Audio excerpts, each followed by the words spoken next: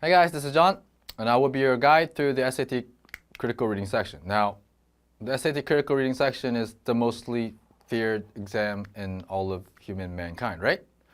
Well, not really. We're going to get rid of some of your fears here, make the test a little bit more simple and a little bit more approachable. Now, a lot of questions are going to be asked, and I'm pretty sure that there'll be more questions once you get done with this lecture. If you have questions, just let me know one way or another, and we'll get to it. Now, in order to save some time, we'll answer some of the most frequently asked questions by students like you and everyone else in the world. The first question that I am asked the most is, do I read the passage first or do I read the question first? Well, that's going to be a little bit difficult to answer, but we'll get to that. Another question is, do I need background information to understand the passages? What do you want to hear? What do you want me to say? Well, this is another fear. Third fear, I suck at reading. Can I still answer the SAT reading questions? The last fear that we have is I run out of time. What can I do? These are all legitimate fears. When I was in high school, I thought the same thing. How can I pass this test? What can I do for this test? How much can I prepare? What else can I do? What if I don't do well on the test? Is there a cheat sheet that I can use? What methods are available? Now, what we're going to do is going to get rid of some of your fears and get into some of that stuff that's going to really make this test a lot more easier for you. The first thing that we have to answer is, do I have to read the passage first or the question first? Now, this is a question that is debated by teachers or mentors or instructors all around the world. Some say that you have to read the passage. Some say that you have to read the question first. Well, let's think about this for a little bit. If you actually read a passage in the SSAT or the PSAT or any standardized examination, how many times could you honestly say that you read it and understood what it was saying? 9 times out of 10, you have to come back to it and read it twice. 5 times out of those 9 times, you have to read it again. So how well do you understand the passage? Well, it doesn't really reflect your ability with English. That's the one thing I want you to understand. The passages are designed so that they trick you, that you spend time on it, and that you don't understand it. What if we do the question first? Well, there's limitations on that as well. If we answer just the questions, then what if we don't know what we're answering? What if we make prejudiced decisions? What if we're discriminating against, because we like the word quintessential, and we see that word in the passage and we want to pick that answer so much that it just screws us over. Okay, so let's get rid of that. You have to have a kind of a mix. You have to know the question and answer the passage. Well, then that would take so much time. You read the question, read the passage, come back to the question, then you go back to the passage to make sure your answer choice is right. So you're going back and forth and spending all this time, and you've actually accomplished nothing at all. So the correct answer to this is neither. You have to understand what the intent of the question is, or how the question is structured, where the answers are. So if you can get that mix in, then it's not really a question of, is it the passage or is it the question? It's how standardized is it, and how easy can it be for me? The second question is, do I need background information? Do I need information, or do I need to study up on something? Do I need to read all these books, all this recommended reading that the New York Times or anybody else has for us? Well, yeah, I mean, it could help, but you would just be wasting your time. You could read 10,000 books, and none of those books might ever show up as a passage on the reading. So do you need background information? No, you shouldn't. Just have your information or be situated with what the text has. Then again, if you get the methods right, then the text or even the language isn't important. The next question that we have is, I suck at reading. I hear this a lot. My students are like, I'm a poor reader. I don't know how to speed read. I can't skim. I can't do this. I can't do that. Well, it's not about reading. This test is actually just about how well you can understand the point or the intent of a question. Let's say your mom asks you to do something.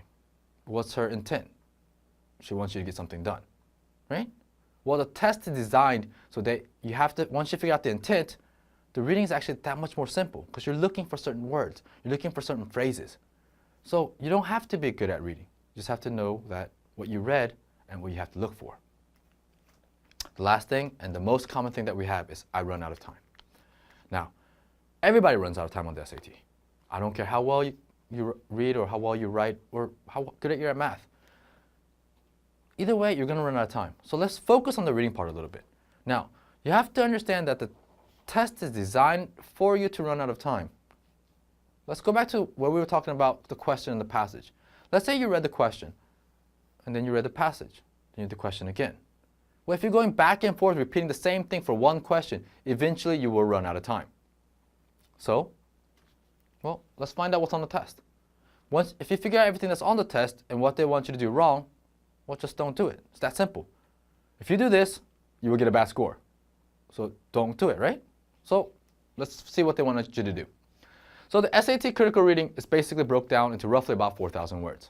You'll have 4 passages with roughly 3,250 words combined, and then you'll have one double passage that's roughly 500 to 700 words. Now, that gives you roughly about 4,000 words, or about, 8 pages of writing, single space, 12 font. Now that's a lot of reading to do. Sometimes you can't even concentrate to read for that long. Okay? Well, let's say you read it. Let's say you went through it. Let's say you're a good reader or an average reader. If you're an average reader, you're roughly reading about 250 to 300 words per minute. Now, reading it, understanding is 2 different things. If you just read it, you're not going to understand it. It's not possible. Nobody catches it on their first time. No matter how deep you go into it, your mind starts thinking about things and you go offline a little bit. You miss a few sentences. You forget some ideas. You forgot the focal point. You don't know why the example was there. So you didn't really understand, you just read it. So let's look at what an average student understands. Now, an average student understands roughly about 150 words to 200 words per minute. Now, this will change depending on how often you read. But if you're average, just like me, then, it's about 150, 200 words. Okay? If you're reading 200 words a minute, then you're right on pace, or understanding 200 words per minute, you're right on pace where College Board wants you to be. Roughly, you'll have about 20 minutes of reading altogether, about 4 minutes per passage. So out of the 65 minutes that they give you, you'll spend a third of it just on trying to understand what the passage is saying. Now, you gotta understand this right here. That's just the passage. It doesn't mean you've answered the questions, you know what the questions are asking, or the author's intent, the inference, and all that. Just reading and understanding the passage. Does that understanding mean 100%? No. How often have you read a book at school or a passage at school or gone through textbooks and the teacher will give you a pop quiz and you know you read it, you just don't remember it? Happens more often than not, right? So let's go about what they want you to do when you're answering the questions. Okay? So now we've wasted 20 minutes reading. Now we have 45 minutes left. We have 52 questions. That roughly brings us down to 52 seconds per question. Now, each question is going to have roughly 100 to 150 words. Some of the shorter ones will have 75. Now, so if you're reading 150 words, and if we go back up to what we said, an average student reads about 150 words, 200 words, to a point where they understand it. So you've already wasted a minute just understanding the question. When are you going to pick your answer? Even if you took a minute just understanding the question, you're already 8 seconds over.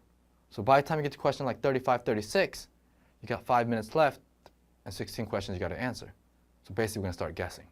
Now, if you start guessing, obviously you're not going to be satisfied with the score. So let's eliminate it. Let's get some more information about the test. The more information you have, the better prepared you'll be. So basically, we'll break down the passage into 4 different things. The first thing we're going to break it down to is what type of passages come out. Okay? The first passage is going to be literature, maybe some story, or even a short story. Sometimes it'll be even a passage from a book that you might have read, but just don't remember. Most oftenly, it will not be from a book that you read in high school.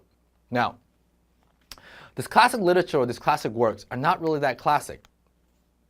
After the new SAT changed in March of 2016, the passage started shifting from passages from the 1700s or the 1600s, more focused on passages from 1899 and beyond.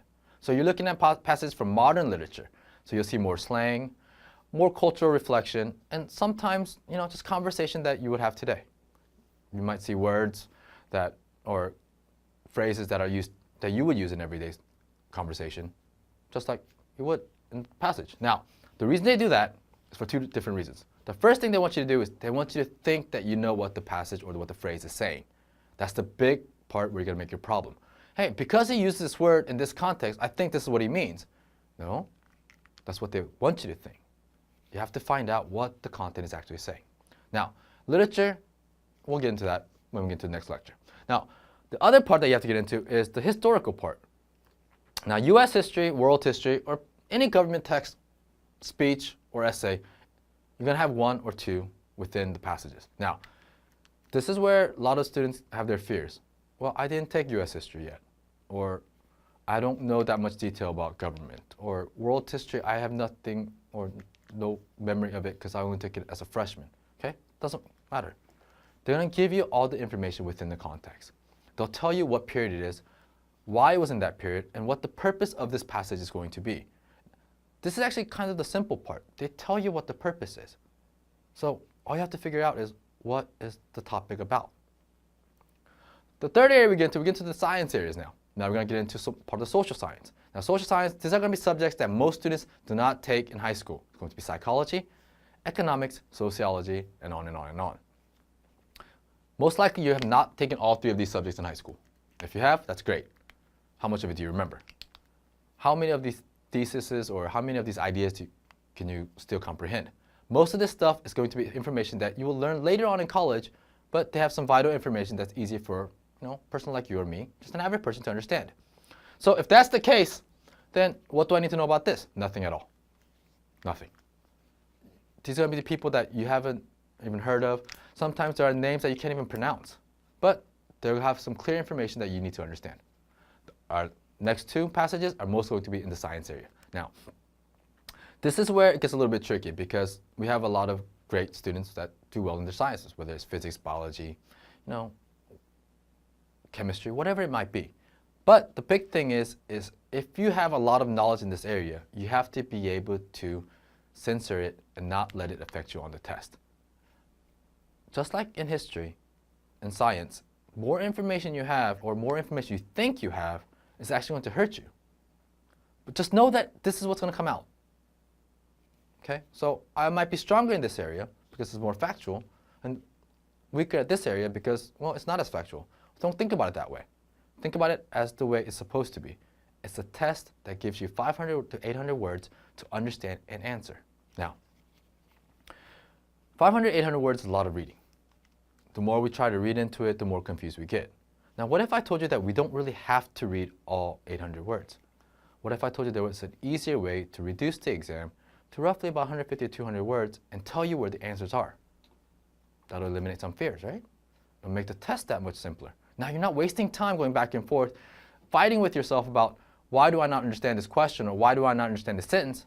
Well, why are you reading it if they're not even asking you a question about it? You're bored? I mean, there's no point. So let's break down the passages a little bit.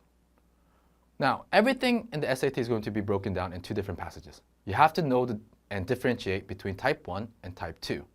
If you can't differentiate it, you got to practice this. This will make everything for your reading exam a lot more simpler. It will reduce your time miraculously. This will be the first step you have to do for every single test, every single passage. The first thing you got to do is, what kind of passage, right? Well, let's look at type 1. Type 1 is going to have a thesis somewhere in the beginning. Now, it could be in the first sentence, the end of the first paragraph. Sometimes it'll even go into the second paragraph, but it's going to be in the beginning. Why is it in the beginning? Why do you write essays? Why do you do research papers? You have to tell the audience what they're going to talk about. This is where SAT kind of makes it simple for you. They're going to tell you what they're going to discuss and what areas they're going to focus on. So we'll have our thesis somewhere. Okay, now you found the thesis. What normally comes after the thesis? Well, most often than not, they're going to give you an example.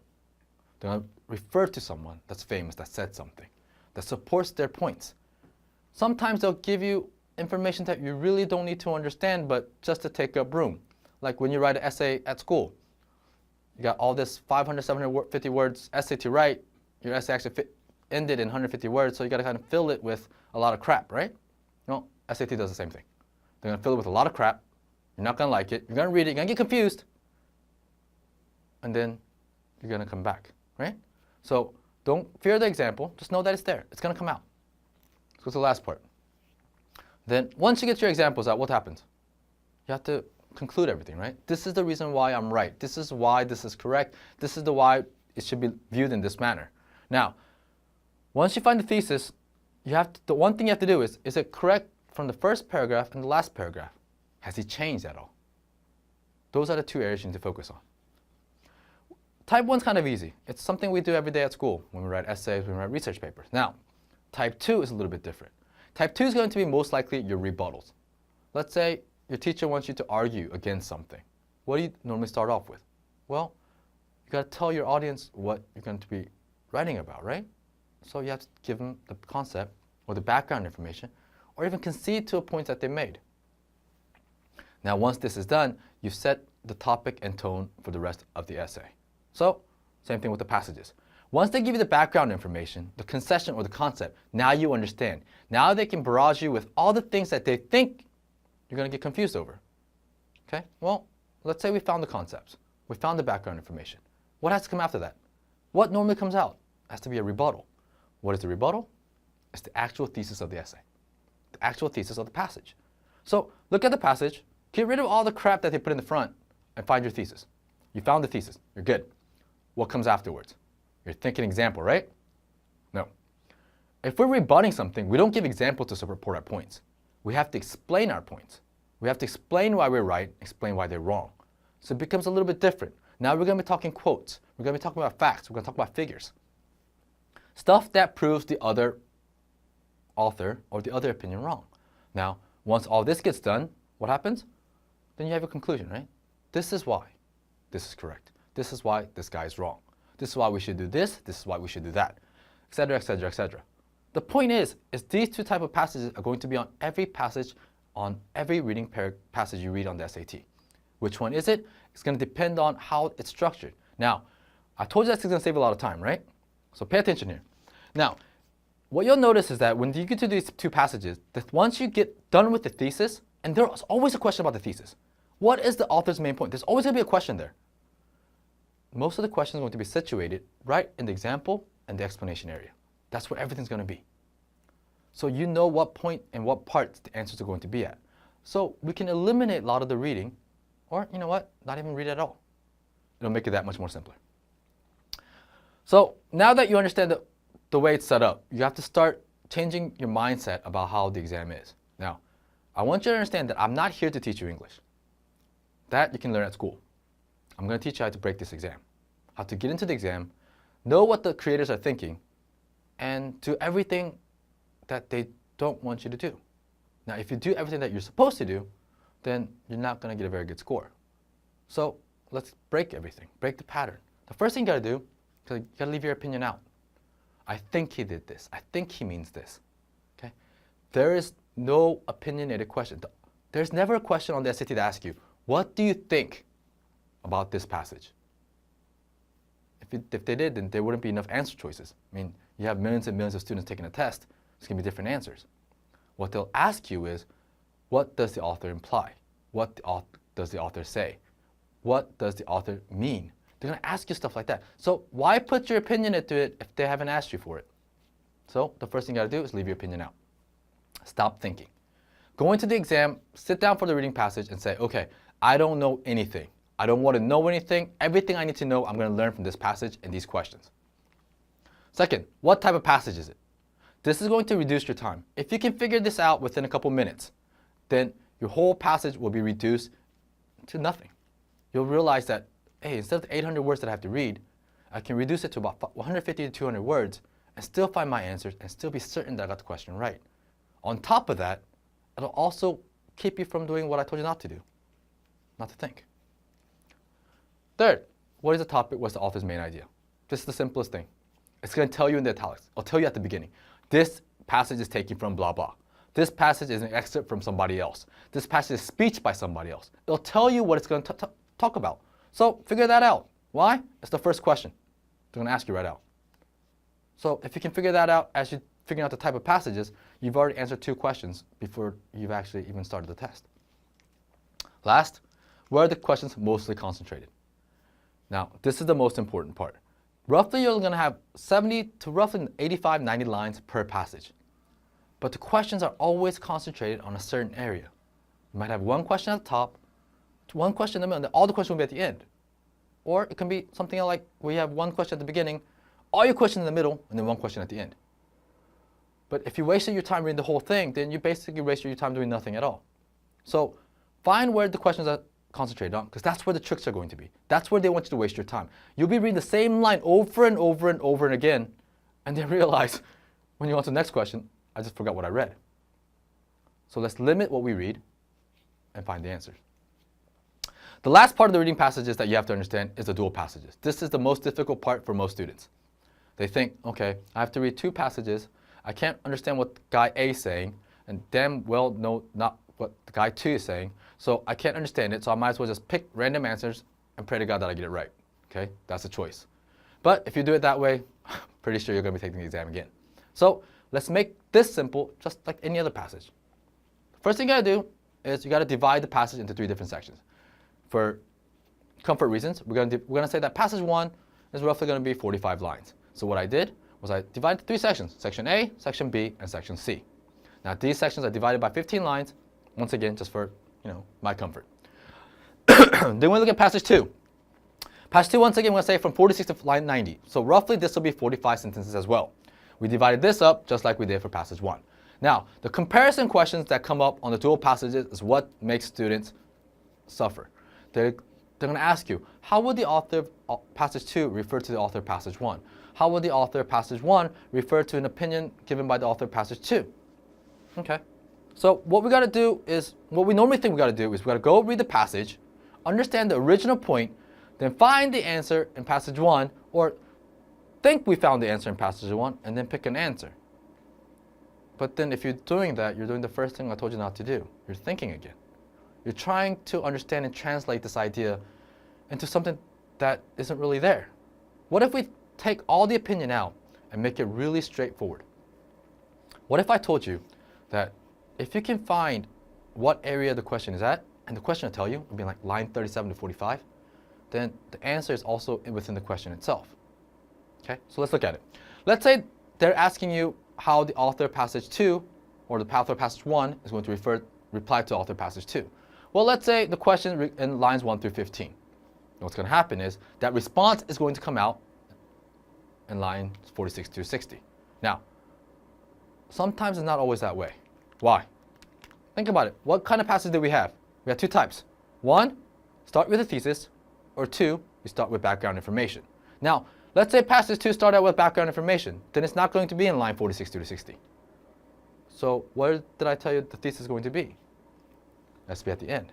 So that's where your reply will be. Now stick with me here. It gets a little more simpler. Let's say it's in the middle section. Let's say it's between lines 16 to 30. Where would the answer for that be? Well, it's simple. They gave you an example in passage 1. So in passage 2, he has to rebut it. So it has to be in the middle section as well. So the answer is going to be the second section. This is the easiest part. You don't have to read from line 46 to 90 to figure out what the answer is. I'm telling you where you can find the answers. Will it always be this way? Yes. Why? It's a standardized exam. Nothing changes. It has to be the same for every test. That's the only way it keeps their standards the same. That's the only reason why colleges believe that through this they can figure out how good you are. Well, you can say that, well, I know how the test is working. So if it's in that section, it has to be in the other section, right? What if we're talking about section C?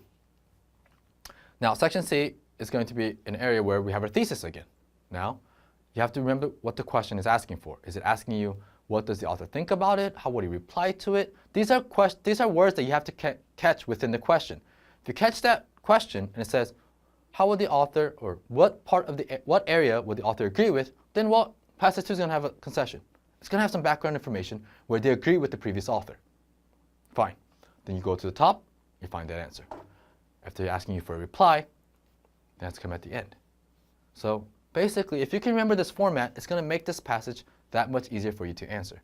Now, let's review some of our points.